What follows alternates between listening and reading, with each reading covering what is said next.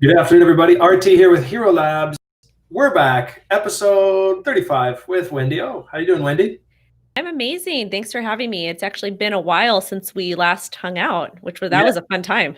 Yeah, that was the launch party in New York. Consensus, I believe it was 2018. Yeah. Oh, wait, I don't know. I was there.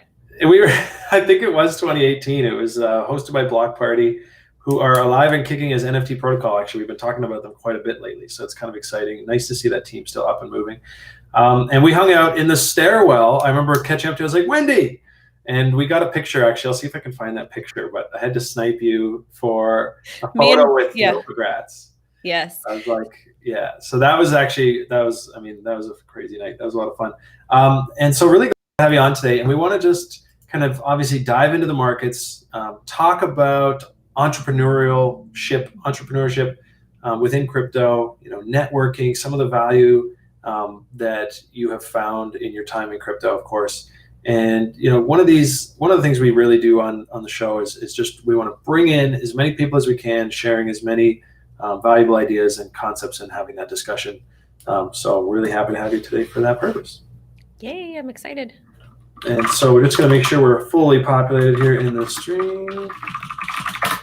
And we've got YouTube up. And so let's start. I think, there's some urgency in most people's cases with price action, right? So I think starting off today with the majors, and we can do some charts, and then we'll kind of step back a bit and we'll get into a few more of those higher level topics that we want to discuss today.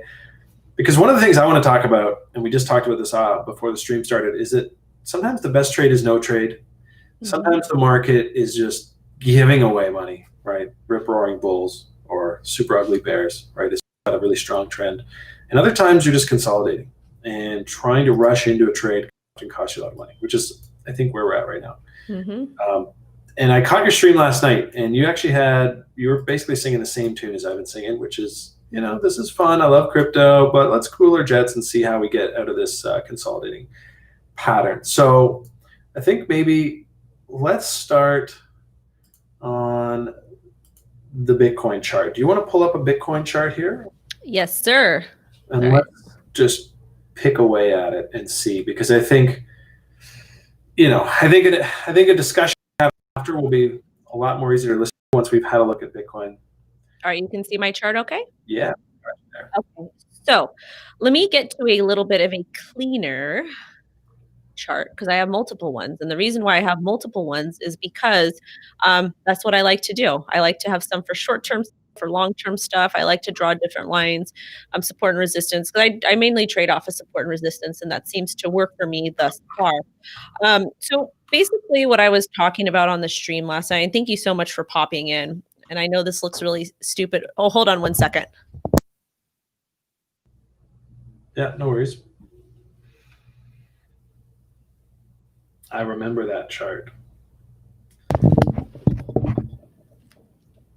Can you hear me? Yeah. Okay. That is the joys of motherhood right there. Okay, let's get back to, we're going to talk about being a parent and being trading at home with a child. So we'll talk about that too. But really with Bitcoin, we are, and again, you guys, my chart, this trend line is not drawn correctly. I just kind of throw them on there during my streams just to show my audience what I'm talking about, because I don't have a whole lot of time to talk. So I wanted to clarify that before people started to troll me. It was like, you don't know how to draw a trend line. So basically, what we're doing, yes, we are technically in an uptrend here, but we're experiencing like a lot of volatility along this trend line. And I do think that we are going to get back up to about $11,000, $11,100, but we really need to flip that. And we need to flip that because you see the strong area of resistance that was created on the daily back on September 19th. And we really haven't been able to get back above it. So I'm thinking that we're probably going to run up and end up flipping it. But also too, once we get to this area of about $11,000, to me, it kind of feels like weak and it feels like we're going to fall down. This trend line can be broken and we can still technically be in an uptrend because Bitcoin does that and it does it often. But I'm not really excited. And I know the CME gap is there at about $9,600. You can see it pretty clearly on the CME the CME chart. A lot of people say using that gap as a meme, but it's been pretty accurate so far. But ultimately, like long term, and this is something I want to kind of touch on. Where is it? Is it this one? Darn it. I was showing you that chart I had. And of course I don't have it here. Is it this one? Realistically with Bitcoin, I need to really see us, some important areas for me, especially on the weekly. I need to see us first flip like $11,000. Then this area here from like 11.5 to like about $12,000, because we have this high that was created back on August 10th. And to me, I'm not really excited until we start to do that, because if you look at the areas of support and resistance, until we get to like $14,000, to that area, like once we're able to break like 12,000, then that's going to be an area of importance, and it's going to be a pretty clean shot because there's not really a whole lot there, from about $12,000 to about $14,000. So I think that's a good opportunity there. But in the meantime, I think we're going to have a lot of volatility that's occurring. And like you said, prior to the stream or prior to we went live, just not really exciting. There's not like you can trade this and you can go ahead and run along if you want, but you're going to have a very tight stop within like 1%, and really it would be like a 3% gain, and you would have to use high leverage to really make it count. And to me, because of my lifestyle, it's just not worth it for me to kind of do so at this point, because I do think once we get to $11,000, there's going to be a lot of volatility. When you're using a stop, you have to have wiggle room. Yeah, I think I think you captured a lot of what I think is going on in the market right now. There is let's flip over to my chart. Actually, I've got to do a screen share, and I can kind of contrast what I'm seeing as well. Is this the one? All right. We are up. Okay. So this is an old weekly. Actually, I didn't even need that ink on it. But, like you said, once we get above that sort of 12,000 level, and you can see it right here in the PVR, there's just not a lot of business having been done up there. That means there will be less resistance. We've got our old market structure fail that ended the bull market officially back in 2018. And that's obviously where we tapped. Go figure. So, if and when we get up there, sure, it's going to look real good, very juicy. And, I like to use extensions to find those kinds of extension targets, which is like the brighter side of a fib. I mean, we're like getting right back up into those all-time highs if we pick up from here. However, like you said, and this is a chart I've been watching for quite a while here, the 3-day. We're just trapped in this consolidation sandwich. And, we've got support down here in the low 10s. We've got resistance up here in the low 11s. And until we break from that, we're not really in a place where I want to be putting on extra risk. These fast-moving EMAs are still bullish on the 3-day, so they haven't crossed bearish yet. But one thing I noticed, and I can't unsee it now that I've seen it. Let's see, where are we looking here? We've got a lower high on the weekly, so we've got potential trend reversal. And so if we lose this level, that's a big signal. It's probably going to take months to clean up. We're thinking like January. But if we break above it, then we've got new bullish structure here to work with, and it's very bullish. So I'm excited by the current price action, even though it's really boring, because the next break is going to give us a new trend and likely, should give us a lot of really fun trading to do for the next while. But I'm with you. I think the CME gap needs to be filled.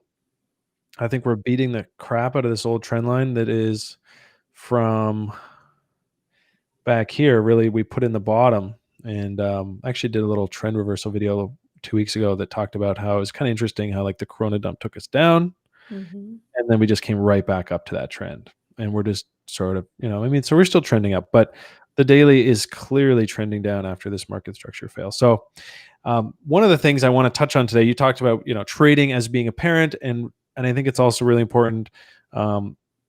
Sometimes no trade is a good trade. So zooming into lower time frames, I actually do have some asks in the market right now up in this area, because if we're going to blast higher here, great, I'll get stopped out and everything else I have in crypto will do well. And so whatever. So because I have some long exposure in the form of like pre-sales and shit coins, a couple of them, probably like less than 20%, but still something, right? I don't mind if we blast out here. I'd love that. But if we're not going to, and if we're going to get rejected here, or if we're just going to like wick up and trap a bunch of bulls and then dump, I want to be in that. I want to be hedged. So I actually do have some asks up around, actually I had some drawn this way. I had some at this sweet spot here. I don't know if you follow like the 702 at all on the fibs, but it's right between these two. And so, yeah, I'm very close to asks. If we dump here, I'm gonna be sad because mine are just parked just above here around the trend line. What price area is that? Okay. I think around 10.8. Well, I've got it right in front of me. 10, yeah, just below 10.8, just below 10.850, and just above 10.9. And then, I'm begging to be wicked out with my stop loss resting just above 11. So Yeah, I think that makes sense. It's just like for me, kind of segueing back about because I'm at home with a 4-year-old and I don't have childcare. So it's hard to take a lot of these, like scalping is challenging for me because I'm at home with her and I love my daughter. She's the best. She's so smart. She's intelligent. She's amazing. She's creative. But 4-year-olds need a lot of care. They need a lot of attention. And if she needs something, and I was talking to you this before we got on the stream, I was in a trade maybe 2 weeks ago or a month ago, and I needed to do something. I needed to move my stop.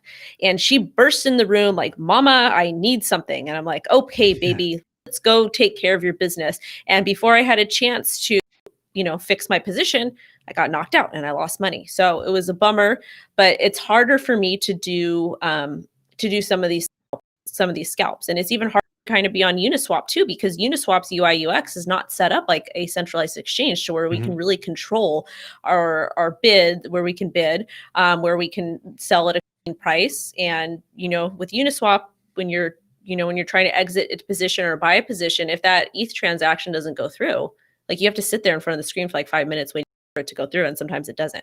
Oh, it's so frustrating. And I don't know about you, but I have to reinstall MetaMask like I find every other day. It just doesn't communicate with my ledger once in a while. And I'm like, okay, get out the seed. Yeah, get out the seed, start typing it in again. It's not an efficient way to trade. It has been a very fun and exciting way to trade this summer because everything on there just moons. Had been anyways. Well, until now. Until now. And I think the party's over there for a little bit, and that's pretty normal. And I think the excitement this summer drew a lot of people into the market. And so there's this whole wave of users and traders and speculators that unfortunately I think are going to get a bit of a rude awakening in just that markets don't always go up. They're here for, it's max pain. It's not easy. And I'm still seeing some of the signs in the more public Telegram groups that have, there's just a lot of people saying, I'm going to buy the dip, buying the dip sexy. It's fun. And look, we may consolidate and continue, but typically, the dips that you want to buy, the real ones are the one you don't want to buy them.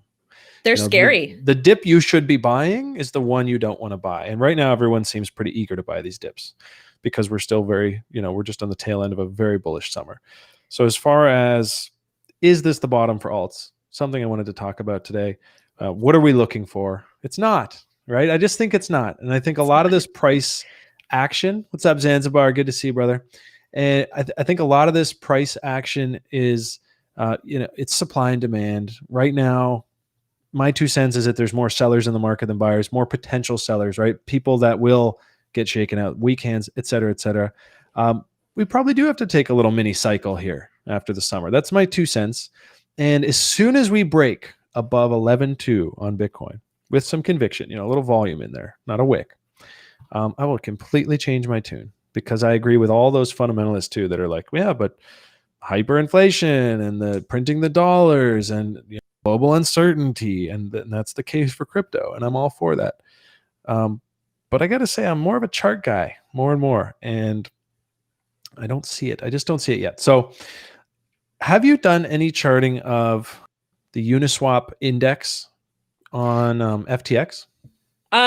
Before we talk about that, save that thought, but I want to chime in on something that people may not like to hear, but I want to say it anyways, because I say what I want to say. Yeah, okay. Hit it. So a lot of people are talking about inflation. We're talking about the fall of the US dollar. We're talking about China's digital currency. We're talking about a lot of that stuff. I've been following that very, very closely. I have a series on my channel talking about that. So the US is going to integrate a US digital dollar, and a lot of other countries are doing so. We're actually in competition between China and a lot of other governments, because everything is going to be digitized. It's all going to be essentially stable coins. And yes, you can't continue to print those. One thing that people have to realize about Bitcoin, and maximalists get mad at me for saying this, is Bitcoin is a limited supply. It's 21 million, and every day people are losing more and more Bitcoin with poor risk for trading, or well, no, I'm sorry, let me take that back. For poor security, poor OPSEC, people get hacked, people lose their seed phrase, that type of stuff. So when that happens, it makes the supply less and less. But you also have to realize with Bitcoin, it is very manipulated.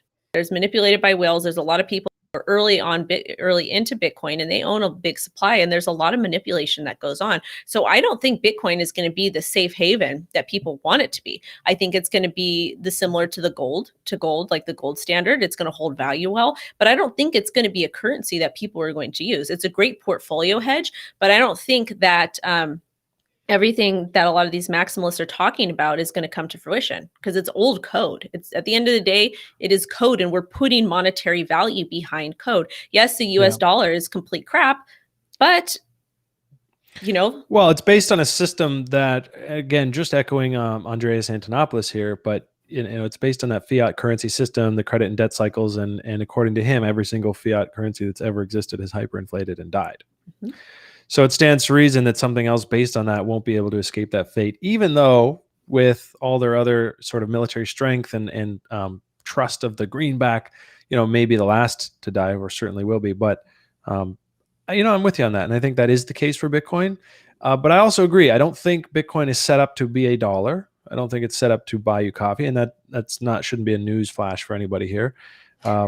It's going to be exciting. I mean, is it going to be a future of 100 different currencies, and you can just choose, and then there's some Uniswap protocol on the back end, you pay with what you want? It's just this never-ending forex exchange of different cryptos, and that becomes the currency. I don't know, but I am far from a maximalist, Bitcoin maximalist, although I do tend to live in Bitcoin when it's trending up. Mm-hmm. Sadly, right now it's trending down. There's just no two ways about it. That's not my opinion. It's right there on the chart. I don't think anyone could miss that. So I had a big rant on Friday actually about that, because I was just like, I think there's this constant struggle between engagement and reality, mm-hmm. right? It is very easy to get into a bull market and just fire off what you see and what you hear. And we've been doing that all summer. And it was just like, literally could put out 25 charts a day. They all looked good and they all did well. And we're geniuses. And now it's kind of cool your jets season. And how do we maintain, excitement, and how do we connect with people, and how do we deliver meaningful content when it's not, moon, Lambo, moon long? And well, you do lots of education stuff. You do networking. There's things you can do when the market is down and you're not taking a trade. Read a book, watch a video. Yes. Spend time with family, go outside. There's things you can do. Just because you're not in a trade doesn't make you a bad trader. Doesn't mean that you don't know how to trade, or that you're not talented or you're not skilled. It's just you actually being mature and being a responsible investor and saying, hey, you know what? I'm not really feeling this. I'm just going to take a step back and focus on something else. Like I don't trade full time. I've got a lot of other income streams and just different things that I do, but I don't trade full time. It's more of like a hobby to me. And my number one priority is my daughter and being a mom. And when the market's like this, I'm not touching. It's really a no trade zone for me right now. And I've told my subs this. Like I share my live trades with them. I share, not really so much the risky alts like the Uniswap stuff, because that can go to zero so fast. But just there's other ways and other things you can do to better yourself and give yourself an edge. Absolutely. And that's actually, I don't know if so Messiah was on last night with DeFi TED. And I loved, one of the points he talked about, he said, he got wrecked through 2018 early on. We all learned a bit of a hard lesson there. I think a lot of people who are now more veteran in the space were pretty new back then. And it was their first sort of like, holy shit, we can have bear markets too. Mm-hmm. But the people who are still around today and the people who are finding their success through this summer, I think, are the people who sat there, buckled down, read books, learned how to do this stuff, didn't just go, well, market didn't pay me, so I'm not going to get paid today. And that's that's what I did. I went and I hit the books and I started learning how to trade, and I worked on as many skills as I could. And I'm not perfect. I definitely did a lot of other bullshit and, wasted some time. But, that's what I wanted to talk to you about today is entrepreneurship, networking, so valuable. We've talked about, Nick and I have talked about that ad nauseum on here, about the value of having a group, having a team, And whether that's like a private Telegram group with just traders that you run into through the space, and that's just more eyes on the market, more, if they're valuable opinions that you want to work from, and ideas, and reading. Oh, reading. What are your favorite books? So I'm not too big of a reader. I actually live on TikTok, and I'll be the first one to admit it. I need to, and also too, please also, before you guys troll me, understand, I just got my bachelor's, and I got it through CV. So I was doing a lot of schoolwork, and I was in school a long time, even prior to when I got into crypto. I think I started school like 2012, 2014. And I graduated in 2020. So I spent a lot of time in school reading and focusing on graduating, because I got a little bit of a late start because I've had a bit of an interesting life. So I'm not the biggest reader right now. I'm just kind of screwing around and just like, focusing on building my brand. And I hate that term, but focusing on building the brand, my back end business. I do a lot of marketing and consulting for companies in the space. Like I've got the YouTube channel, and I'm a mom. Like my first job is a mom. Yes, I can still work, but my first job is a mom. So right now I'm just kind of chilling. But some books that I do like to read, I like the 48 Laws of Power. I love the audiobook of that, and I will just listen to it. Like if I'm getting my lash weave done, or getting my nails done, my hair, or if I'm doing something to where I'm waiting, I will listen to that book, because it teaches you, it gives you confidence, and it kind of teaches you how to deal with difficult people. And then I also like The Secret. I love that book, and I know it sounds cringy, but I've read that. It's good for, it's good for positive affirmations, because I used to be a very, very negative person, the way I grew up and some of the trauma and the things that I experienced. So I realized that if you want to get out of the hood, if you want to get out of being poor, if you want to get out of being around a specific type of people, you have to change your mindset. You have to change your thinking. And anybody can do it. You just have to put work into it. So I like reading The Secret too. Like if I'm starting to feel depressed or whatever, or just not feeling myself, I will do that. Another book I love to read is Dr. Seuss, The Cat in the Hat, because my daughter's obsessed with it right now. Yeah, I've read that too, believe it or not. But let me tell you something about kids' books. If you guys have kids at home, if you practice reading books loudly to your child, it actually helps to articulate other complex ideas that you have in your head, because I think fast. My mind is always doing this. I'm probably got some sort of learning disability that I never paid attention to, but it's actually helped me. Reading my daughter books has helped me be able to articulate some of my thoughts on my YouTube channel. Nice. Yeah. And and these are the intangible things you don't pick up in the learn how to trade in 24 hours type, promotional content. And that's one of the things I've always loved about you, Wendy, is that you just wear it on your sleeve. You come on the channel, you're like, I'm a mom, my kid's bothering me. You're like, no trolling today, you're on timeout. Like you just kind of hit people up, and you are yourself, and you don't shy away from it. And you just, and you get real with it. Like, some people talk about like being doxxed and whatever. I still have my handle RT. My name is Colin. Everyone, on the stream has already called me that a bunch of times. It's not a secret. But I just love that you just bring yourself. And I think that's a really powerful and sort of underrated thing in this market. There's a lot of, cartoon characters and fun emojis and like personalities. And I imagine a lot of the people behind those are not exactly as they present, but that's their brand, and that's cool too. But you bring a nice organic kind of vibe, and I personally appreciate that and respect it a lot. I have read The Secret. That was actually recommended to me by Bitcoin Broski. I don't know if you remember him. He was in New York too, actually, during that week. But he recommended me that as a great book. One of the ones that I love, and if it sounds like you would appreciate it as well, is Atomic Habits. Ooh, it is not a trading book. Okay. It doesn't have to be a trading book. Exactly. And I think that's the other thing I want to talk about. Atomic Habits. In fact, I don't want to get too much on a rant here, but this thing really did. It was my turning point in my account. So like 2018 sucked. I was trading. I was making some good trades, but I generally was still sitting in a base Bitcoin portfolio, which obviously, September, October 2018, we know how that aged. 47% drop in like 5 days. So I was taking a hit, and then, going on tilt, and my portfolio was just bleeding, and I'm, pulling money out of it as well to spend and living off some of it as I was teaching half time. And I had a turning point in January. It was actually January 2020 when I hit my sort of, what I guess in retrospect was like a portfolio rock bottom. And it was Atomic Habits that really turned it around for me. And atomic being the smallest possible unit of thing. And then it's those habits. So James Clear, he gets right into it. And I got to say, it's like the foundation now of my life. And it's just the idea of exponential gains. So you hear about compounding interest and the power of exponential gains, right? All the time.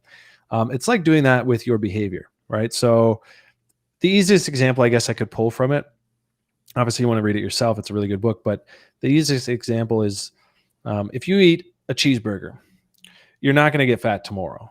But if you eat a cheeseburger every day, over time, you're going, you know, or whatever food you want to say. But if you have that small, Now I'm little hungry. Thanks. yeah, right. Cheeseburger is my favorite food. But if you have that one small negative habit, micro habit, atomic habit, but it's bad, whatever that is, you know, X amount of drinks, right? You can get smashed one night, go out and get really drunk and have a good time. But if you do that every night, it's going to deteriorate. And in a year or 2 years, you know, you're seeing that exponential decline. But it works the other way too, right? So you can have that one little positive habit, whatever that is. Making your bed is a really basic one. Going to the gym for 30 minutes. You're not going to get jacked tomorrow, but you increase yourself 1% a day in 2 years, right? You're a completely different person. So this idea of atomic habits, but he gets more into it, right? So there's a lot of really good practical strategies. So that is a real life changer for me. And I just committed to the process. I recommitted to the process in January 2020. I reset my account. I had it sitting at, you know, X amount. And it's like, I mean, we had a good bull run this summer, but it's thousands of percent, you know, difference. And it wasn't one magical indicator or one little new rule. It was really just committing to that process. And that book, that book was a big shift for me. So if you can't tell, that'd be my strongest recommendation. You know, Trading in the Zone, Market Wizards, Skin in the Game, Outliers. You ever read Malcolm Gladwell or heard of Outliers, the 10,000 hours? Yes. So that another one, again, not trading related, but just a really interesting look at sort of human potential and you know, it goes into Bill Gates and what made him special, or Steve Jobs and some hockey players, like interesting stuff. So these are the things that I do when the markets are not feeding up, you know, what I want or what I need in a trade. We don't have a very strong trend right now. We're kind of in the middle, like consolidating. Could be a weekly uptrend. But, you know, staying productive in between making money, and anything, just not giving money back. Well, I think another thing too is like, yes, you can make money shorting the market as well, but the type of trend that we're in, I'm not feeling very confident. Either Like way. I'm not seeing a clear direction. And a lot of times with Bitcoin, when you're feeling that way, sometimes I'll paper trade when stuff like this is happening, just to kind of test my instincts. Yeah. And my paper trade will be along, but the market will end up dumping. And if I would have entered in that position, I would have lost money. And because I'm not living off of all of my trading income, for me, sitting out is actually more profitable than just jumping into a position because I'm an influencer, because I have a YouTube channel. I'd rather focus on, like, yeah, I'll still chart Bitcoin, I'll still talk about it, but just because I'm not in a position doesn't mean that I'm wrong. It's okay to do that. Like a lot of successful traditional finance guys that are trading stocks and options, sometimes they sit out. Yeah. Yeah. I have not made it. I made a trade last week on Zill. And that was my only trade. It was a short trade. It hit, I closed it. And, you know, I spent a few days looking around and looking for other stuff. And then I looked, I was like, you know what, that Zill trade, if I did that once every 2 weeks, you know, I'd make more than I did when I was teaching. Like that, you don't need to trade every day. You certainly don't need to chase every candle. This should be obvious to people listening by now, but non-trading, letting your, you know, value just be maintained while you wait for something really clean, is so underrated. And it's really hard. I think sitting on your hands is one of the most difficult things to do, especially after making a whole bunch or not. I mean, losing or winning. Anytime you have volatility in your portfolio, it's very hard to just stop. But until we break out of this triangle, I don't see any real reason to get into it. Like I said, I am hunting a short here because if we wick up quickly to just under 11,000, I want to be short. And I'll close it above 11 and take my hit. But other than that, you know, let's flip over. Let's do some charts here. Let's do it. Because I do love to get visuals on this stuff. And, you know, we've both got similar and different styles of TI. I watched last night so I could just kind of be a little prepared, talk to you today and see what kind of stuff you do. I noticed you like to put fibs on there. You got some support, resistance, trend lines. I draw my fibs differently too. So I noticed that. I was like, I'm going to talk to Wendy about these fibs today, because if you ask anybody who watches, I'm like, you know, fib obsessed. They're on every one of my charts. So if you want to start, if you have anything in particular you want to look at, I've got actually a dominance chart I can start with if you'd rather.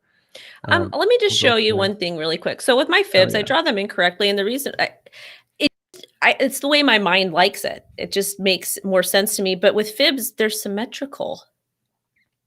Okay, explain, because I saw you say that yesterday, and then I was trying to do the math in my head. I was like lying in bed on my phone. I was like, it's like 382, 786. To me, it's like all symmetrical. It's all math. Yeah.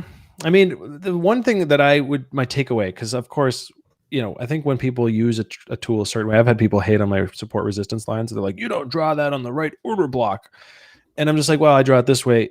At the end of the day, it has to work for you. If you are profitable charting a thing and you have a consistent setup and that's just the way it is, it works. You know, nobody can really tell you it's wrong.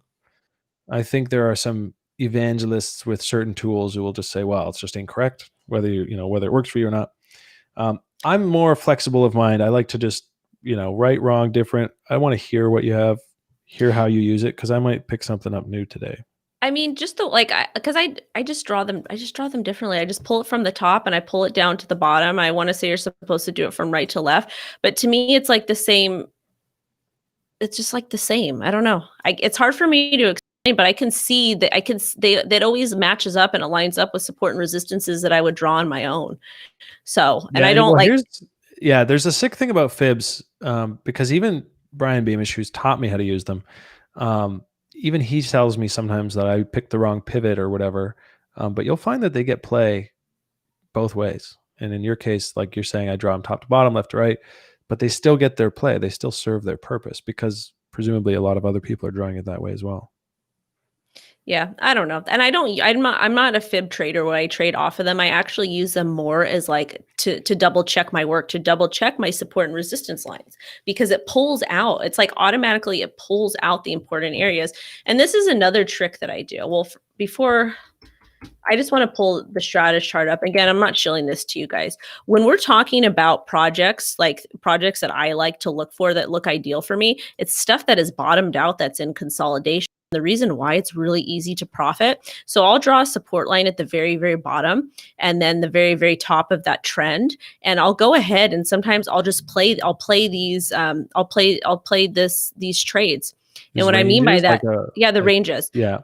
I'll buy here, or I'll buy different EMAs, and then I'll flip it. And like right when I get like a 10% or 20%, I'll sell it, and then I'll rinse and repeat, and I'll just keep doing it over again. But I like these range areas, because with crypto, once they get enough momentum, what I notice with a lot of different currencies like coins or tokens, they end up popping, and it's pretty easy to get like a 10% or a 20%. Just pulling a quick scalp out. Yeah. I was actually pulling that up with AION lately. Did you know Stratus is my first moon bag? Like, it's like May 2017. It was the first one where I bought a whole bunch and was like, this is going to be my thing. This is going to, like, I'm going to be and then, you know, it popped actually in May 2017, and I thankfully got out at a decent, but this was like before I even looked at charts. I was like, oh, it's 8. I was just showing this because it's like the first, like even this pattern here that we had, this range we had from August 5th, 2019 to about January 27th, 2020, we had a pop. And it's like even a 10, 20% gain. Why not? Also too, another thing that I do, this is not the correct way to do it, but when I talk to people about support and resistance boxes, because I use these a lot, sometimes what I will do especially when I'm longing or shorting, I will grab my fibs and I will just pull it from top to bottom and see where they kind of land up. But sometimes what I will do, I will go ahead and set my buys, my sells, my take profits along these different fibs. And again, that's not the correct way to do it. But I do that because if you were to zoom in and kind of to draw them out all yourself, you're going to see important areas get hit. Yeah. Well, I don't think you're far off. I mean, with as far as like getting into the correct, incorrect, I mean, it's really just dragging, from bottom to top. And I think the only reason someone could say this is incorrect or that's correct is that the tool is designed to tell you how much of the previous move the market will take back. So you technically want the 0 at the top if you're doing like a short. So like if we just rallied up, and you want the 1 at the bottom. So it's like it took back the whole move, which is 100%, or if it took back 38%. So I don't think you're as off as you're maybe feeling like you are. It's pretty much right there. And there's actually a reverse button on the fib. So if you even did draw it quote unquote backwards, you can just click reverse and it, but you made an interesting point in the symmetry of it all. Obviously, if you're trading the 0.5, it goes both ways exactly. But I mean, I live on fibs. I fiend for the fibs. They're just so I'm not beautiful. that big of a fib trader. I really use, like, for me, my level, it's really just as a kind of like a reassurance, like, okay, this support line makes sense here because it's matching up with one of the major fib areas. So that's kind of what it's like a reassurance for me. Okay, so you use it as a confluence tool to hunt, sort of added on. Yeah. And that's just another one of the 1,000 ways you can use them. I really like them. I find that they're kind of like invisible support resistance, right? So like you can draw them up before price arrives. And even if you look left and there's no real key resistance levels or whatever, you'll find that these fibs, I personally, I swear that support resistance comes from fibs. I really think that. I think they obviously come from previous and old pivots, but then those previous and old pivots were from fib levels. I think algorithms all over the world are just programmed based on Fibonacci, or Fibonacci sequence really just is that sick and it's all through nature and you see it in flowers and you see it there. And so it just works because it works. Either way, Bitcoin just smacked off the sweet spot and I'm wondering if my short's going to get filled. I think it will. I think if anything, I'm actually going to get blasted through. So like I said, I hope we do, but let me see. Yeah, until we clear 11.2. It's just boring consolidation, and I don't got time for all that. Yeah, let's pull up, Johnny. Switch over to my chart real quick. We talked briefly about the start, and for those of you guys watching, we got a nice chunk of people in here. So thanks for coming by, guys. Hit us with a like and a sub if you like what you're seeing today, and if you want to request any coins, maybe take a look at certain charts, whether that's the Dixie, whether that's dominance, whatever. Hit us up in the chat, and then the back end of this show, we are going to go an hour today, so we got about 20 minutes left. We will take some of those requests. Now, Bitcoin. I'm on screen share. That's probably why we're staring not at the Bitcoin chart. Here, let's go over Bitcoin real quick. That's my Binance account. Don't do that. Okay. That's a struggle of live streaming because I am always paying attention to what I have open. Yeah. Because you never know. Oh, and I've had pop-ups before where it's like, here's your email docs. Like, I'm just like, okay, we're going to go ahead and blur that. Stream's over. Get out, everyone. I think computers just need to have a streamer mode where it just has these 0 pop-ups. You have to have a shitcoin for that called hashtag MODE. Yeah. Yeah, really though. Like Apple needs to get it together. I think Discord has stream mode where it's like make sure all sensitive stuff never gets, exposed. But I think Apple could just go ahead and do that, or Microsoft. Now, I mean, this is how I use fibs, right? So we get the big dump, and this is where everyone's feeling bearish, right? Bitcoin's dead. In fact, at the time, I had a different fib on and was trading into that. So let's see. So you had this move. We went up to here, right? That was the big squeeze up. Very interesting. I never did get to talk about this on the stream, but this was right after the weekly close. And I thought that was very suspicious. It was almost like whoever's moving the markets, like you said, the manipulation, the whales, when this weekly closed, like here, and then the second after it closed, it shot up. In other words, they didn't want a bullish close on the weekly. They wanted the next week to open up and be like, it could, so it'd just be a wick. Anyways, old theories. And that volume, I'm looking at your volume, it kind of came out of nowhere. Yeah. So, into that. Well, and there wasn't even that much, right? So it was a big blast up. This is actually the futures chart on Binance. Okay. So the spot chart, you'll notice, didn't even go past, I think, like 10,930. But the futures blasted right up to like 11.29. Like it was a classic like BitNex wick. And that's likely because a lot of those makers have moved over from BitMEX. I think they're operating more heavily on Binance. It's taken a lot of market share, probably even more so in the last week. So, I mean, but this consolidation, I mean, this is where triangles come from. I mean, look at this. So you've got your low, you've got your high, comes right down, smack the sweet spot, right? So there's trade number one. And then if you think it's consolidating market, drag that, get your move from top to bottom, use your magnets, boom, smacked into the sweet spot. Okay, so we're getting this triangle forming, and it's really just fib, fib, fib, fib, fib. I call it fib pong. And so after the move back up here, you draw that fib, and we came back down, sweet spot tag. And after the move down, we come back up here, sweet spot tag. I mean, to the dollar today. So this is how I use fibs. It's the 702s is my favorite, but so in this pattern, what am I looking for now? Right? It's not rocket science. It's like up, down, up, down. And again, if I'm wrong, we blast through, stopped out, just another trade. But if we do roll over, I want to be short. I agree. Plain and simple. I would love to be short if we're going to roll over. So, not cheering for it, but here we are. And let's take a look at the dominance chart, which I do have here. So who was it? Yeah, Zanzibar mentioned, he says, I think BT's dominance plays a very strong role when it comes to an alt bull run. And I would agree with that. And so to that extent, I put this together earlier in the spring to just kind of capture the trend in dominance. And then if it's a risk on window, then that's sort of where I want to be long on alts and not really sitting in a bunch of Bitcoin because I think alts are going to outperform it, blah, blah, blah. Mostly created this chart to know when to not be sitting in altcoins. Because I don't know about you, Wendy, but I was like every other moon boy back in the day, sitting in communities, sitting in altcoins, like if they're not going up today, they'll go up someday. So I'm just going to hold them.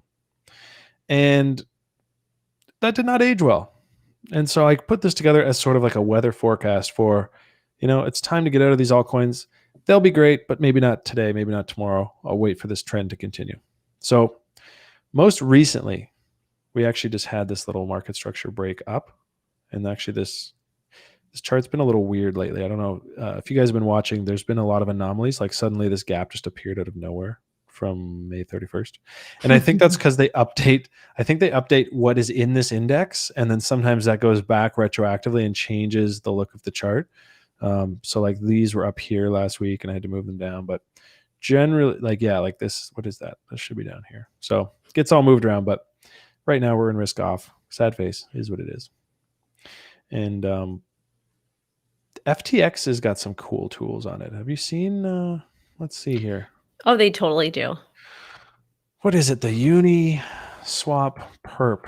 Is it FTX? No, see, that's the token. What's the one? Nick always charts it, so I don't actually have it on quick grab, but I bet I can just look here.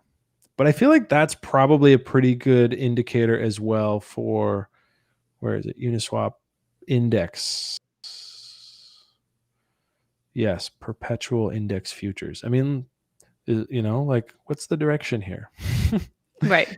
So why, again, and I actually did a tweet this morning about, like, hey guys, show me some bullish charts. Let's find some value. Let's say, and like the two that came up were like CHONK and XETH or something, like two really weird kind of brand new rug pulley sketchy coins. And I'm not going to say they're rug pulley. I don't know, but they just, Can I say something really quick on how to trade some of this Uniswap stuff? Hell yeah. So what I've noticed, and I don't care if you guys agree with me or not, but when you're in a Uniswap coin, when you're in an extremely risky coin, let's say you join a pre-sale, take your effing profit. I don't care if it's 10%. I don't care if it's 200%. I don't care if it's 1,000%. Take your profit.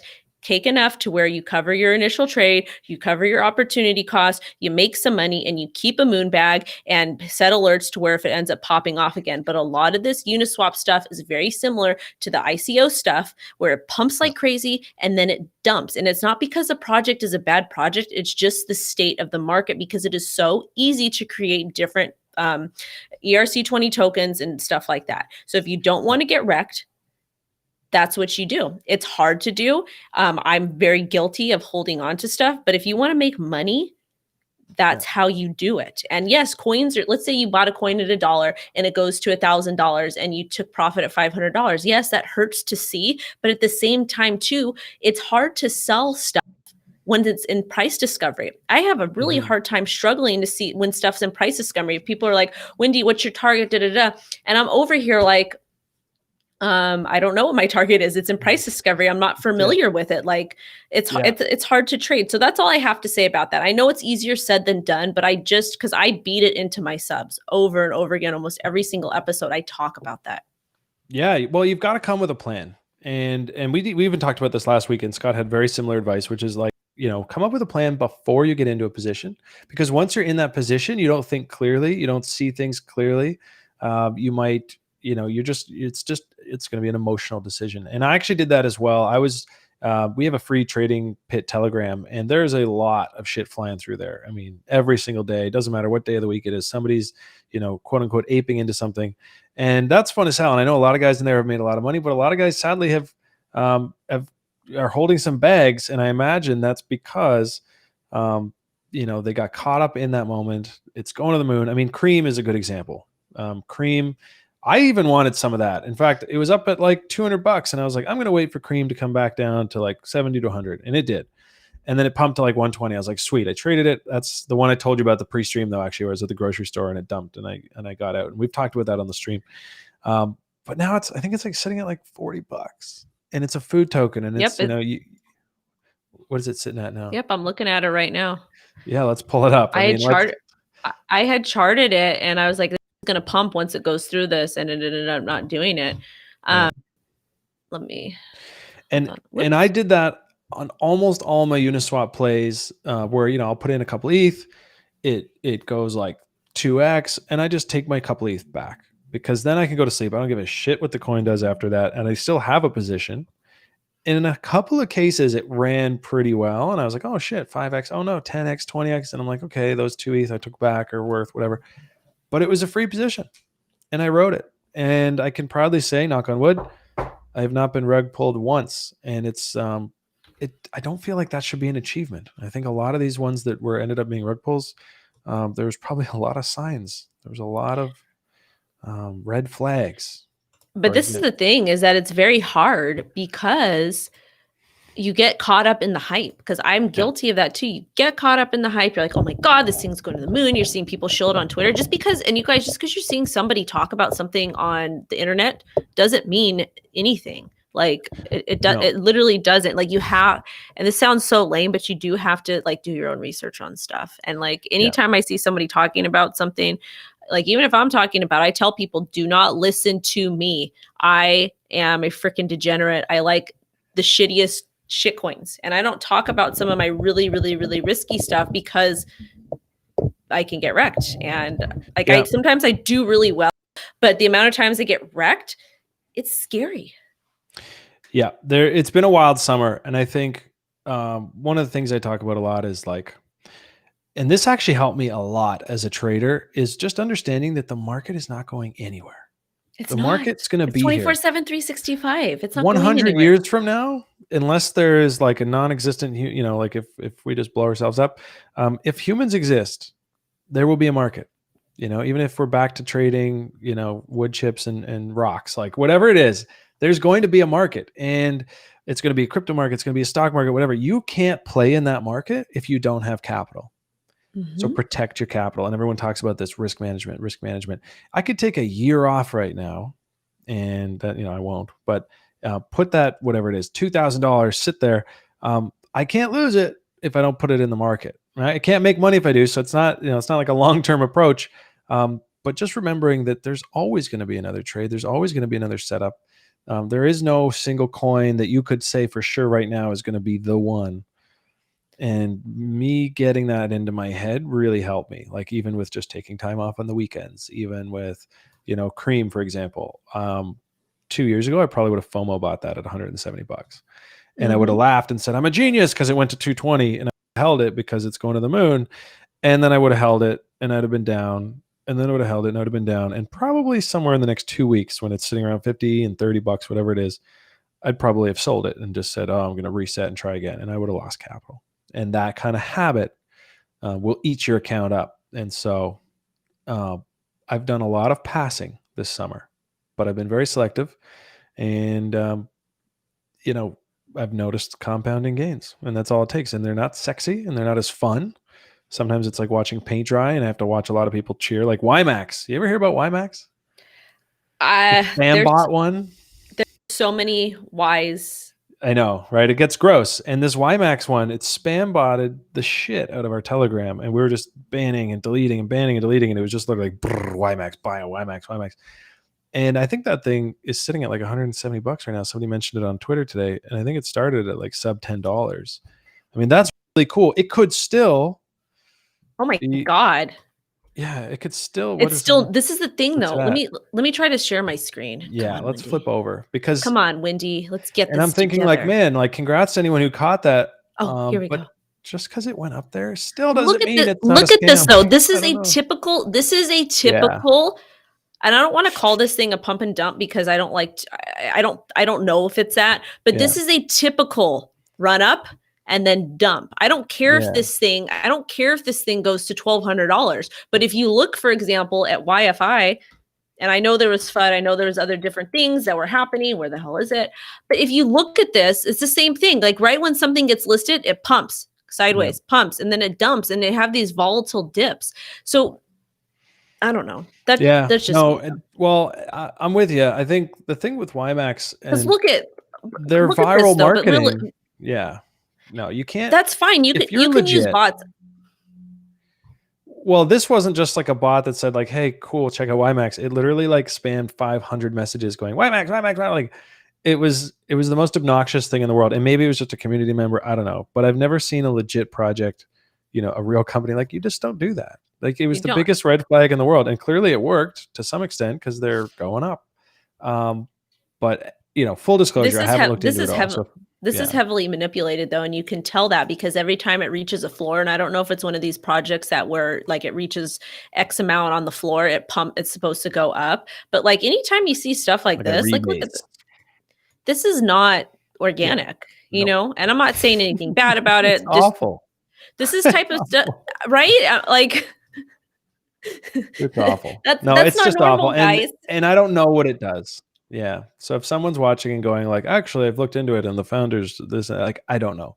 But the second I see those kind of spam bot things, I'm just like, okay, scam, moving on.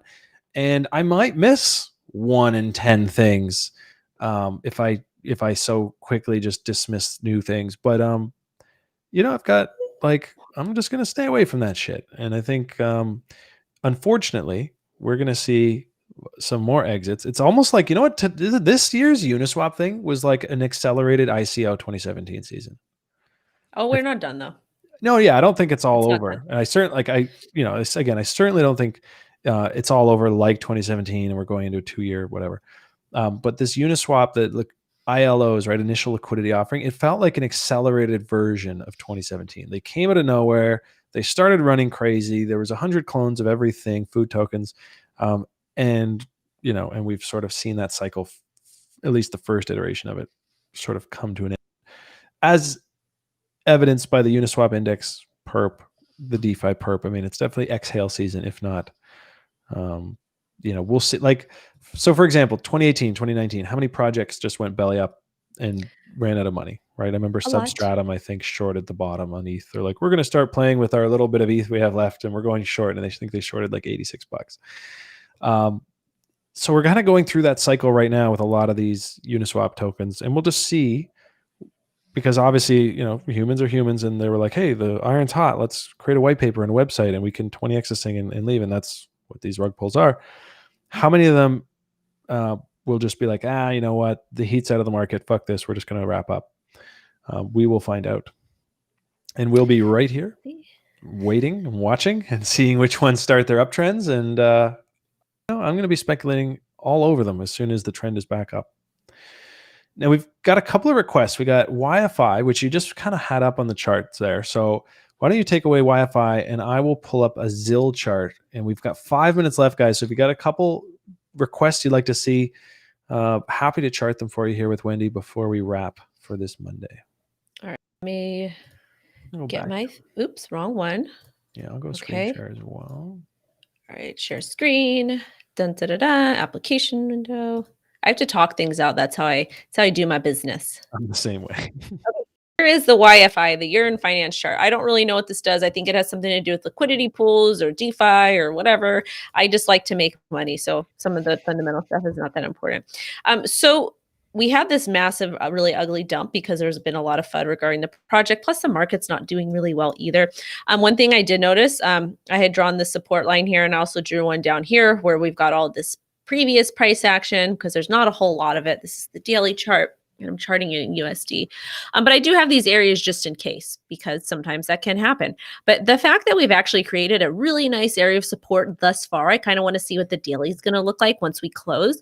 I want to see what happens with us because we did have this wick that dropped all the way down almost to $16,000. A bulls came in and bought that baby up really, really fast. And right now we're just kind of in, I don't know if this is a doji candle. I'm not the best candle trader person. Bit of a doji. But yeah, it's undecided what's going to happen. That's why I want to see what the close is going to be. Another thing I'm noticing is we have the EMA. Where's this one? This one is the EMA 50. That's acting as heavy resistance at about $22,000. That's also where the EMA 9 is touching their green line here. And we have a bearish cross that is presented that occurred on September 28th regarding with the EMA 29 and the 21 and the 9. I think that's correct. But anyways, it's bearish because the EMAs are essentially falling down, pushing price down. To me, I use the EMAs to tell me if we're in a bullish or bearish trend. So that's on the daily. Really quick on the 4-hour chart. Is that you? What? Nope. What happened? Oh, I don't know. Okay, hold on. I'm back. Oh, that was me. Hold on. Oh. No worries. Can you guys hear that? No. Okay. Sorry, Sounds guys, I'm so exciting, unprofessional. Anyways, no, we you're had fine. on the 4-hour chart, we had the bulls come in and buy this dip that we had occurring. We're currently balancing on the EMA 9 beautifully, which is also $18,000 support. So it's looking like we're probably going to go up. If we're able to flip the EMA 21 into support, then I think we can get back up to about $22,000. However, I am a bit weary because we are still underneath the EMA 200. And that to me kind of tells you what's going on with the market. As far as the hour chart goes, we are showing a little bit of consolidation above the $18,000 mark, but we are still being pressed down by the EMA 100. Ultimately, what I would like to see with YFI, this is not something I'm trading. This is not something I'm interested in getting in because I don't have $20,000. I feel like of capital I want to put up. But I think I would like to kind of see what happens on the daily close for me personally. Yeah, I mean, there's a monstrous bearish structure there, so I think it makes sense to go test that, 22,000 up there. But Jesus, like, look at that structure. That is like, tried to go higher, failed. So, I mean, if you want to be like, I'm a fractal trader, you can look at this previous price action that occurred September 7th, the big, it consolidated and then it pumped. You could do that. And you can even use this area here from September 22nd to like the 24th or whatever, say it pumped, but still look at this nasty drop that we had. And look, it keeps making like it's like almost like a lower low at this point. So I don't know. Yeah, I would need to see what happened, but yeah. Yeah, we'll have to keep an eye on that one. I mean, that's the inverse of what I want to see if I'm thinking longer term longs, right? Like that kind of W formation. That's just a big, gross M top. But I do see very good potential for a bounce there to test the underside of that M, but just not touching that one for a little bit. That's actually a Uniswap gem that I traded early on. I think I bought some at like 2,200. I bought one and I was like, this is going to be Bitcoin. And then I looked at the site and it's like, this coin has no value. This is beta. Get out. And I sold it at like 31 and felt like a champ. And then it went to 40K. So whoops. The good old hurts. That always hurts. But you know what? Yeah. But like you said, profit is profit. And you want to secure the point of trading and investing is to secure your capital and secure your gains, not to just like this is doing hey, John, this. flip us back to my chart. Yeah, we're going to, no, exactly. And not getting too beat up about, I jokingly talk about that one. It was great. I mean, $900. I was like, sweet. But let's take a look at Zill. So this is actually the one I shorted last week through that sort of, as it turns out, it was news driven, but it was really just looking bearish as it is. So I'd have to close this. Let's just hide it. Oops, not the whole bloody thing. Here we are. So somebody mentioned bearish divergence. Actually, yeah, let's just crush this whole setup and we'll go to a 4-hour. And I think it was, who is that? Linus coming in hot, talking about bearish divergence. And I see it. I mean, this is actually setting up for another short. Now, as we get closer to the end today, I know you and I are both sort of in a wait and see pattern. I'm actually leaning a little more to the downside. I just think there's an opportunity for the movers of the market to get more Bitcoin. And they can do that, I think, fairly easily by taking down a few levels. We've got the election. We've got end of year tax selling. Q4s typically suck. Like, there's a lot of writing on the wall. So what do? I look for things that are trading against USD. So these perps are great. I love Binance and FTX for that. Because, if I want to short Bitcoin, but it just dumped $400, but like ZIL just pumped 30%, and it's going to dump if Bitcoin does eventually, like if we lose that major support around 10K. So why not short some of these? And that worked with NEO. And so let's take a look at ZIL. So you see the rising volume here. So that is a little concerning if you want to be a bear on this one. So like if we're zooming out, again, this is just the perp, so it only goes back to like June. But, like I don't love this as much as, for example, like shorting NEO. Sorry, I know we're getting to the top of the hour. Like when I put that short on NEO, I mean, like this thing was way up, right? There was lots of room coming down, and it's still coming down. It's down at like 17.5. So for ZIL, I do see your setup though, Linus, on the 4-hour. And, we're coming in here. We're making new highs, no volume to speak of. In fact, the highest volume here was more selling. And that was right here as it tried to break out. Maybe there's some buying in there, but it ultimately ended bearish. The MACD is not moving, not playing ball. The RSI, bearish divergence. We're right up around overbought. So this thing is actually setting up a pretty sweet short. And I bet there's even a little harmonic that we just tagged, it looks like. So we can drag this up. Whoop, the heck is that? As we get this guy here, yeah, we came into sort of an ABCD harmonic there. So, I mean, this has weakness written all over it. And I will be taking a closer look at ZIL after the show because, I want to have short exposure to this market. I think it's the less sexy and fun way to trade the market. But, public is by default. I was thinking about this yesterday, and let's flip back to screens because we are going to wrap soon. But public is by default long on assets, right? The average people, like you don't know how to short things. You don't go out and say like, hey, I'm going to go sell some stock that I don't own yet. That's like such a novel concept to people, right? I'm going to go sell ZIL and I don't even own any. I think by default, the vast majority of participants in the market just buy and hold. And so the short side tends to be, when it's the right time, a much less crowded trade. And obviously with what we've been talking about all day and some of the shifting trends, I am looking to take advantage of that while I can. So good shout on ZIL. I appreciate that, Linus. And I actually am going to continue to be trading that because it just keeps pushing higher on weaker momentum and lower volume and giving up these big juicy dumps. So a couple of those a month and suddenly you don't have to be an everyday trader. So look, you said you've got to go. We're kind of capping at that hour. And I really appreciate you coming on here today. I'm wondering if I may even just stay on to do a few more requests, but I really don't want to hold you up as well. So do you want, we can wrap up this segment of the stream, I suppose, and then I'll just go on a big long rant about some different, I think, CHONK and some other ones that they want to see. And we'll sort of split that way and I'll catch up with you after. And awesome. Yeah, that would be perfect because I got to go do my lash weave. No kidding. And you've probably got a child running around going like, Mama, what's up? So. But yeah, thanks for having me. It was fun. I actually enjoy these more free flowing conversations because I get to, get a little savage and say what I need to say. And I don't like being able to see the chat box, the troll box sometimes, because on my streams, I have to manage that. And I don't like to do it because then I fight with people. Yeah, no, it can get hectic. We've been pretty good. I think, there's a certain point of success and popularity where you get haters. I'm still waiting on our first hater. So I don't know where you are, but come and hate on me. So I know I made it. But yeah, no, I really appreciate having you on. And that's what we like to do here. Just keep it casual, hanging out, get to know you and, whoever's coming on and just in that more organic way. So thanks for charting with me today, Wendy. It's been a pleasure to see you again and you're welcome back anytime. All right. Well, thank So, you so much. And hit me up. hopefully we'll see each other before soon, one day soon when Well, things open up. if they ever open the border, I'll be in Chicago, so I'll be halfway there. Hxro sponsor my next event. There you go. All right, you heard it here first, guys. Crypto Wendy. We are not done today, but we are going to say goodbye to Wendy as I flip back over to my chart. So have a great day, Wendy, and You too. I'll talk to you soon. Thanks, guys. Bye. All right, cheers. All right, let's flip back to screen share. I'm feeling it. I know we had a few requests there that we didn't get to.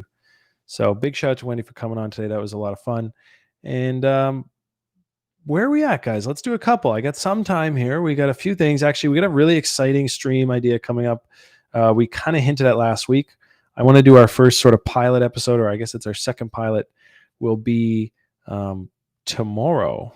If all things come to fruition, I would like to be live on that one tomorrow. And it's going to basically start off with some analysis, some live trading, maybe even this ZIL trade, if it does come to fruition, and then get into some gaming. We can fire up the old PS4 Pro and see what kind of games we can get into. And if you guys like gaming and you have some ideas of what kind of games, I've been playing video games since I was a wee baby back in Mario World 2 on NES, because I am in my 30s. And I, I'm not like a god tier Call of Duty specialist, but I can roll with the homies, and we're going to fire it up pretty regularly, I think, in the next few weeks as we get more and more into that. And that's going to be especially fun with the way the market is right now. I mean, imagine that, live trading, making money, playing video games while you wait for your alerts. Should be fun. So let's dive into some charts here. Look at the double top ETH has on the 1 hour. Yes. So yeah, real quick, ZIL. Actually, I kind of like this right here. This is probably my entry on ZIL. Something like this. Because we've come up to make new highs, bearish divergence, lack of buy volume, so no real excitement at those new highs. I mean, the bulls had their chance to FOMO in. They didn't. They're just not there. And we've now got this little bearish structure here. Whoop, whoop, right? And so that broke. This is on the 1 hour. And so that's confirmed. I mean, we've got a confirmed top here. I mean, obviously we could break that level too and have sort of a larger structure, although that's a higher right shoulder, so I don't like it as much. So I'm really just watching the first one I drew up there. So with this confirmation, my trade is then the squeeze back up, probably something on an exhaustive kind of wick, and then you crap out. So what is that? 221.12. So let's take a look at that. That's the kind of thing where like I would set this up, get some alerts, some orders set, get my stop loss in, and then just chill. And then like on the next stream tomorrow, we can actually just go like play some video games. I kind of want to try Fall Guys, and then we can really rip. And like if this alert fires, just flip back over and see if it's full, and then take profits. Because I mean, you guys already know my first take profit would be down here. Let's just trade the scalp, right? No need to go too crazy. That's like a nice, like almost 5-1. So if it does fill us right here, that's going to be a really sweet little trade. And then obviously you could even close half, put your break even stop loss, and then really ride this thing if we do roll over in earnest. So let's take a look over at Ethereum. ETH USDT, I'm assuming. Let's put the P on it. Let's check out the perps, because I do trade on the perps and sometimes they get extra wicks. 1 hour. Yeah. I'll be honest with you guys. I want us to push up higher here because I have asks set on the Bitcoin chart. So if we are going to crap out, I do think we will push higher. That did not look like an exhausted top to me. But could be wrong. So similar to Bitcoin, this is not quite the same, but it's similar. I'm looking in the shorter LZ, and I'm not looking to wait for it to get up there to make structure. I'm actually hoping. Hope doesn't pay the bills, but I'm watching for and planning for something like a little quicker than that, even just maybe even like Bink, just to like screw over all these. However, something I don't always do, and I'm doing it this time, I'm actually playing the FU candle.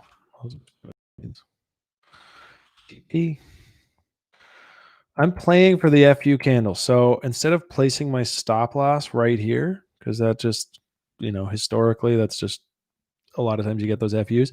I actually have another order right there. And I could still get FU'd up at 11,000, but we've been at 11,000. We swept 11,000 here. We couldn't make it there. If we wick up to 11 again and I get eaten, okay, cool. Like they got me. But if I'm a bear, if I'm trying to catch sort of a wick up to short, I just don't think we should go above 11 again. So again, if I have to eat shit, I mean, if we just blast through and keep going, cool. I was just wrong altogether. The painful thing will be if we like wick and there's just a cascading of stops and then we do actually go down. So my setup was kind of in the right spot. It just got blown up. That'll be the more painful side. I'm willing to accept that potential. So my stop loss is tucked at the grossest little obvious place to grab liquidity above 11,000. But I am looking for that. We've got, again, there's some rising bullish volume, but I'm not buying it until it exceeds all of this sell volume. I mean, volume analysis can be really tricky. Sometimes it's just really obvious. And in this case, the bears took over here and the bulls never really recovered, right? There was some nice accumulation down here, some reaccumulation, and we moved up. Big sell, big sell. Well, bulls tried to come back. Big sell, big sell. The bears are just in control. There's just the way it's going to be until it's not. So yeah, and this is a pretty tight little sweet area. Big move down, consolidation. Is that a bear flag? Technically it is. So we'll see. This is exactly like this exact squiggly would just like feed me for 2 months. That'd be so we'll see how that goes. Now let's get a few others. Yeah, last minute bags to chart. I got into a little rant there, thinking about ETH, thinking about Bitcoin. Somebody mentioned CHONK. Now, I Googled CHONK earlier. It's not on CoinGecko. Doesn't mean it doesn't have to be. But somebody mentioned CHONK. And I'll just tell you, my first thought was like, well, this sounds awful. And mostly it's because I Googled it and the first hit that I got was like a Urban Dictionary thing about a fat cat. So right away, I'm just like, okay, well, it sounds like a homemade, probably like an Anon dev, probably a copycat clone. Doesn't mean that it can't give you some gains, but it's in that category of like insanely high risk. XETH is actually another one that somebody mentioned in that same tweet thread. Looks great. I mean, purely based on TA, this little flip, cool. If you could risk to here and have a stop loss, great. You're risking a couple bucks. You could make whatever. The only downside is all of this sell volume. These are massive sells coming in. So someone's actually more unloading positions here rather than accumulating new ones. That's my take on the quick look at the volume. So 2 cents on that, but like chonky. This thing is trending up. So yeah, I mean, not everything's trending up right now. In fact, most things are trending down. I think, big old shooting star here, struggled to follow through, consolidating after. What would a fib extension look like? Let's take a look. Let's reverse it. Stick it out at the top. Yeah, the 1618 really is what put a stop on this one. So whoever was, looking to get out of their position, they did so. And that's why you see that right off the 618. It's trending up. There is consolidation after a move up. So purely based on TA, there is something here for sure. I will tell you this, I will never trade a coin like this. If I can't find it on a website, if I can't find it on that, like I just don't need to gamble on coins that are in that department of risk. I just don't need to. I haven't, I'm not going to miss anything in my life by missing out if this thing rallies. That's just my 2 cents. It could be a really cool project. I just have no idea what it does. And it's kind of just out of my wheelhouse for risk. Now, somebody asked about BNB. Let's take a look at the FUTs, the Binance FUTs. Actually, no. Let's go to my old BNB chart. Binance BTC pairs. Boom. And that's DOT. Don't know what I think about DOT. What are you trading BNB against? I would assume to chart against Tether. Yeah, you know what? I had this up earlier. I was looking at it. Actually, I spoke to Nick about this morning. I don't want to short BNB because I think it's a bit bulletproof when it comes to the bear stuff. You know, we saw through the entire bear market. We can actually look at that here. It did fairly well, and that's because it has a real use case. There are, there's traders there that want to save on fees, and so they have BNB and they hold BNB, and it's got even more use cases now with Binance Smart Chain, and they're burning quarterly. And so I'm not in a rush to short this one as far as finding a short proxy in the market. But look, I mean, we had a nice big blow up here, and we've now, kind of dumped, and we're back up in that short LZ. So if I am looking for trades, it's certainly to the short side here for now, based purely on my overall sort of sentiment at the moment. But, I don't know offhand if I would say this is screaming short. If we push up here and there's just no momentum and really weak volume, I mean, you can see on the volume again, bears are in control, right? When the selling happens, it's big. When the buying happens, it's small. So it is distribution-y. And, we'll see. I think a push up. So right through here, the MACD is making lower and lower highs. Not a great look. So this one, like most majors, is just looking like it needs to take a little break for a bit. I could take a quick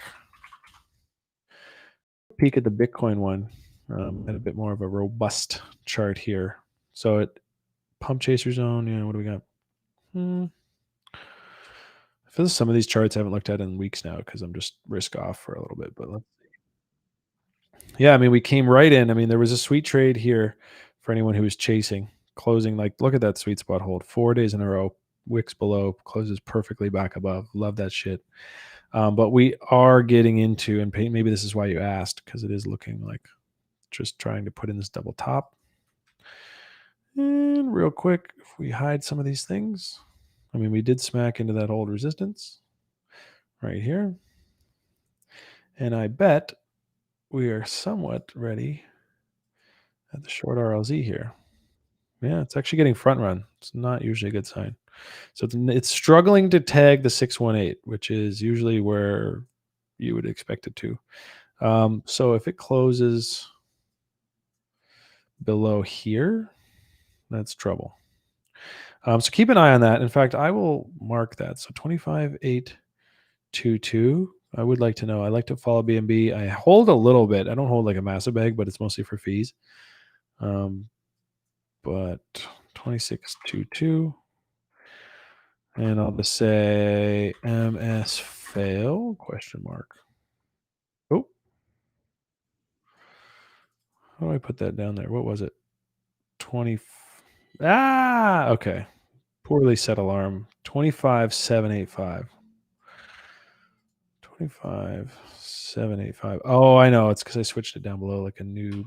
25,785. Yes. This. All right. No. Okay.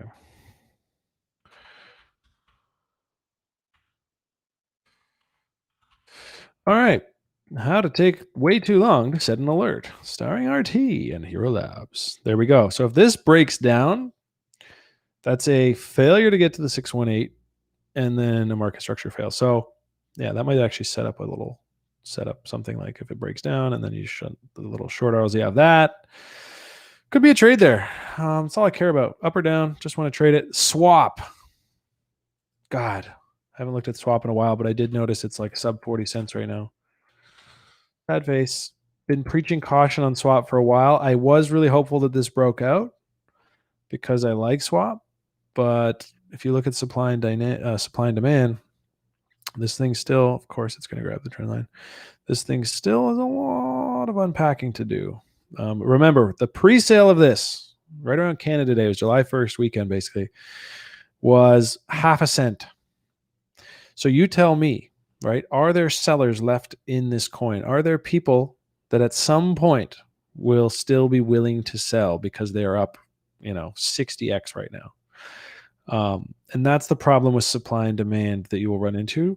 Doesn't matter how bullish the news is as you go through a downtrend, it's often just not going to help.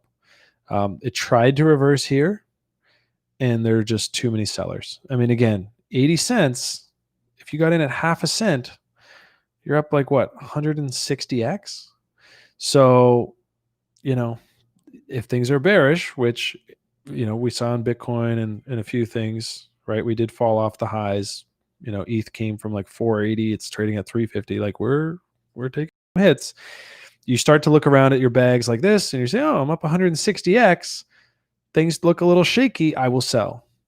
Even down here, pre-sailers. Oh, well, I'm up 60x. It sucks that I didn't sell before, but I'll sell because 60x sounds really nice because the majors look shaky. And then that's just how you shake out markets. And, at some point, eventually, I really do like Trust Swap. I think Jeff K is a marketing genius and he's put together a really cool product that is actually, going to stick around.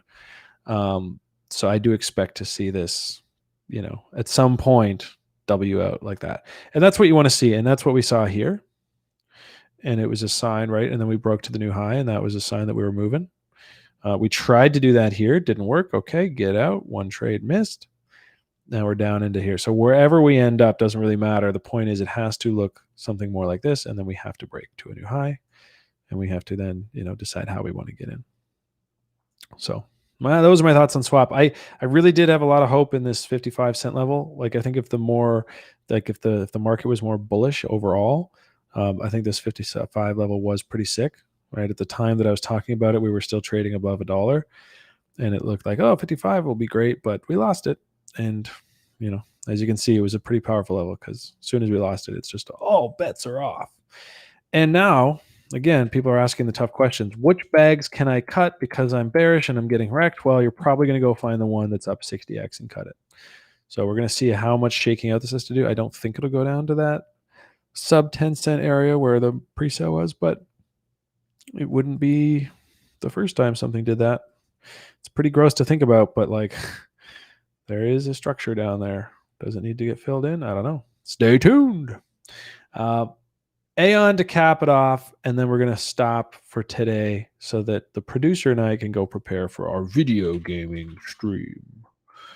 I'm really excited to do that. Okay, so AION. I actually, on my Twitter, if you guys follow me, at randomtask555, I did trade this last week. I don't know. Somebody commented on that tweet saying that it was a pump and dump group that hit it on Telegram or something. So I was pretty happy. I actually bought this dip here, and you guys probably already know why, because it was in the RLZ. So I went and bought like I think it was like 748. So it was like right up here, front running the 618. And then the next day it pumped. I felt like a genius. I was like, yeah, I bought that bottom yearly support.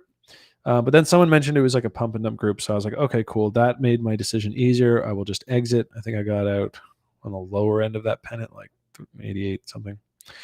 And now I'm just waiting. I refilled somewhere down here and then decided to cut it again. So I took like a 5 or 6 cent loss because I just thought, you know what, if there really was a pump and dump group, which it looks like it was, probably have a little time to shake out there, and I'll buy some more down below. Because looking at the high time frame, I mean, okay, final rant for today. I'm a little concerned about altcoins, and here's why. This is a coin that has just haunted holders for a while. I mean, look at this selling, like this negative price discovery. If you study market structure, I mean, the loss of these lows was a very strong signal. And as you can see, these are weeks. So this is like 12 weeks through 2018, right? I mean, it was hell.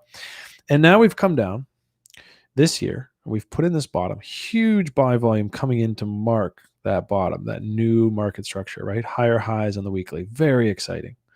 So here's what I'm about to say. Let's not lose these fucking lows, okay? Because if we lose these lows, we are in a whole new echelon of negative price discovery. And the only thing that could save us is if on a break of these lows, there was just no sellers. The sellers just didn't show up.